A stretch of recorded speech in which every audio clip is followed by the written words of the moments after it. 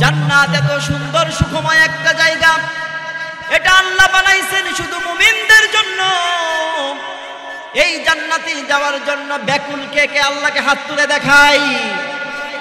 আল্লাহ, আপনি আমাদের হাত দুটোকে কবুল করে নেন এবং জান্নাতের জন্য কবুল করে নেন। সকলে হাত নামান।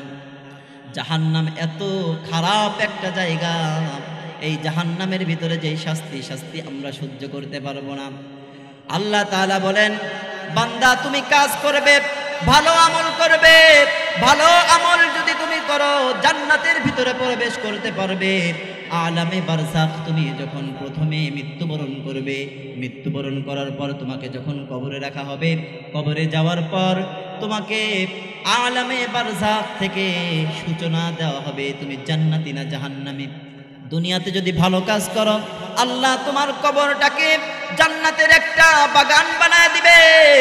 আর যদি দুনিয়াতে খারাপ কাজ করো, বেনামাজি ফাসেক ফুজ্জারকে যদি তোমার নেতা বানাও, আল্লাহর রাসূলকে যদি তুমি গুরুত্ব না দাও, তাহলে তোমার ওই কবরটা হয়ে যাবে জাহান্নামের একটা গর্ত। আমরা কবরটাকে জাহান্নামের গর্ত বানাবো নাকি জান্নাতের বাগান বানাবো? এজন্য কাজ করতে হবে কি হবে না? কাজ করতে হবে কার দেখানো পথ অনুযায়ী। আল্লাহর নবী সাল্লাল্লাহু আলাইহি ওয়াসাল্লাম যেই পথ আমাদেরকে দেখাইছেন, যেই কাজ আমাদেরকে শিখিয়েছেন, এই কাজের কোনো বিকল্প আসেনি।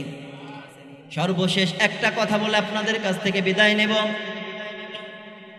আল্লাহ তাআলা তার হাবিব সাল্লাল্লাহু আলাইহি ওয়াসাল্লামকে সুসংবাদ জানাচ্ছেন ফেরেশতাদের মাধ্যমে।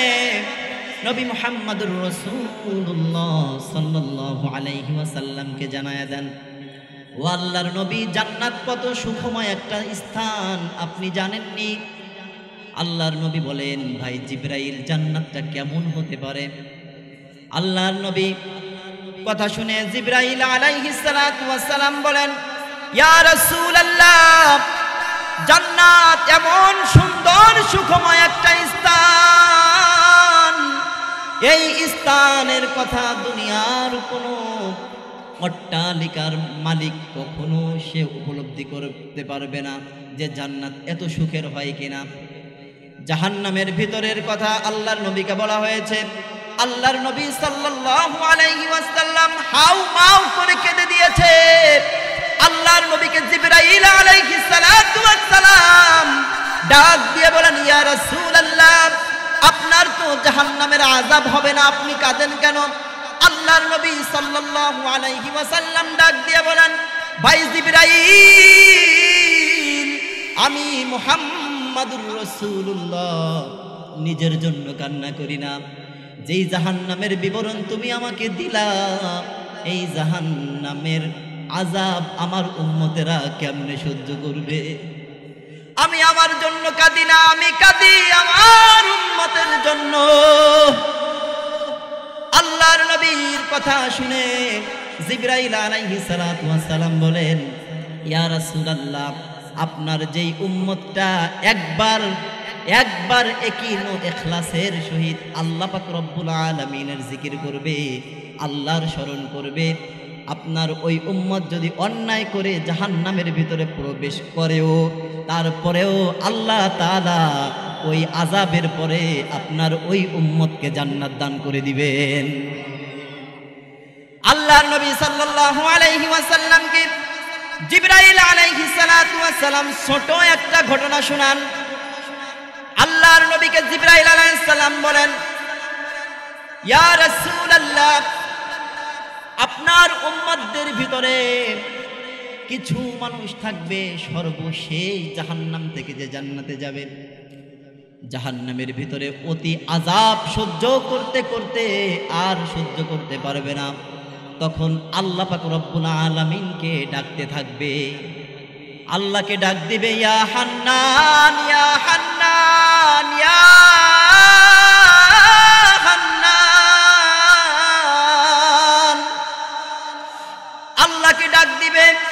আল্লাহকে ডাক দেওয়ার পর আল্লাহ জিবরাইল আমিনকে ডাক দিয়ে বলবেন, জিবরাইল, জাহান্নামের ভিতর থেকে আমাকে ডাকার আওয়াজ আসে, জাহান্নামের ভিতরে থেকে আমাকে ডাকার আওয়াজ আসে। কে আমাকে ডাকে? এটা তো আমাকে ডাকার জায়গা না। জিবরাইল আলাইহিস সালাম আল্লাহকে ডাক দিয়ে বলেন, আল্লাহ, জাহান্নামের ভিতর থেকে আপনাকে ডাক দেয় আপনার এক বান্দা। বলে, আমাকে কেন ডাকো? সংক্ষেপে 2 মিনিটের ভিতরে শেষ করব। বলে, আমাকে কেন ডাকে? বলে, ওই বান্দাকে জিজ্ঞাসা করা হয়েছে। ওই বান্দাকে জিজ্ঞাসা করে দেখলাম, দুনিয়াতে আলেম ওলামাদের মুখে শুনেছি আল্লাহর জিকির করলে নাকি আল্লাহ তাআলা আযাব থেকে পরিত্রাণ দান করে। দুনিয়াতে তো আমল করতে পারি নাই, ওই আমলটা এখন আমি জাহান্নামের ভিতরে করতেছি। দেখি আমার লাত উজ্জা আমাকে তো কোনো রেহাই দিতে পারে নাই। আমার আল্লাহকে আমি হান্নান বলে ডাক দিয়েছি, আমার আল্লাহকে আমি মান্নান বলে ডাক দিয়েছি। আমার আল্লাহ কি তার এই নামের বদৌলতে আমাকে জান্নাত দেয় কিনা, আমাকে এই জাহান্নামের আগুন থেকে মুক্তি দেয় কিনা? জিবরাইল আলাইহিস সালাতু ওয়াস সালাম আল্লাহর কাছে চলে যান। আল্লাহর কাছে গিয়ে বলেন, আল্লাহ, আপনার বান্দা তো এই কথা বলে।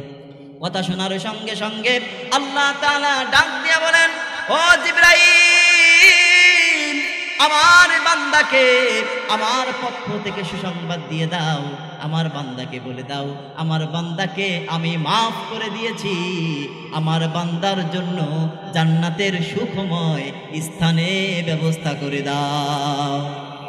আল্লাহ ওই সময়ও সর্বশেষ একজন ব্যক্তির কথা শুনবেন। আর আমরা দুনিয়াতে সুযোগ পাইছি, দুনিয়াতে আমল করার সুযোগ পাইছি।